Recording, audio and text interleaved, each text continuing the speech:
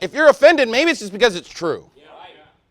And you need to hear that truth. You need to hear what the Bible has to say. But at the end of the day, we need a balance too, not only of correction, but also just of encouragement.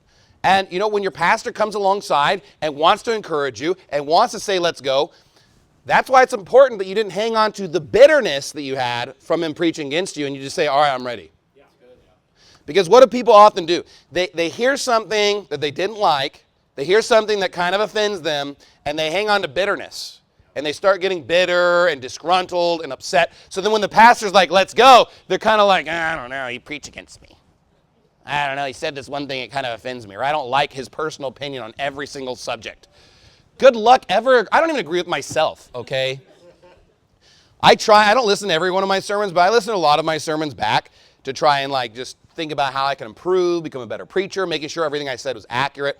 And there are so many times that I'm sitting thinking like, man, that was kind of dumb, or I don't like how I worded that, or hey, I made just a mistake here. I just said something that's not accurate. And if it's big enough deal, I'll often even try to just publicly correct myself. If it's kind of minor, I just kind of most people won't even realize I made the mistake, so I'll just leave it alone.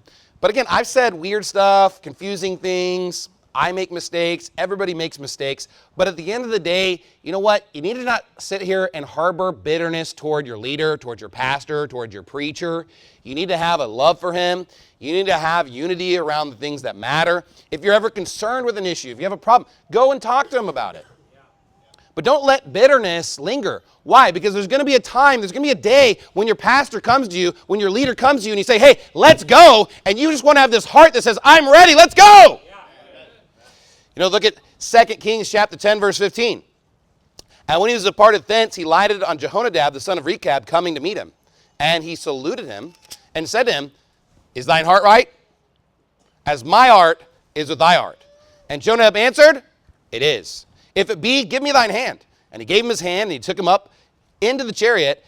And he said, come with me and see my zeal for the Lord. So they made him ride in his chariot. Notice he says, hey, what's the first thing he asked? Is thine heart right? That's the most important thing. Hey, are you with me or you're not?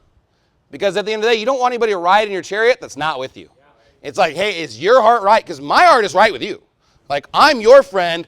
I'm ride or die. I'm ready to go. I'm ready to defend you. I'm ready to be on your team. I'm not going to stab you in the back. Is that how you feel?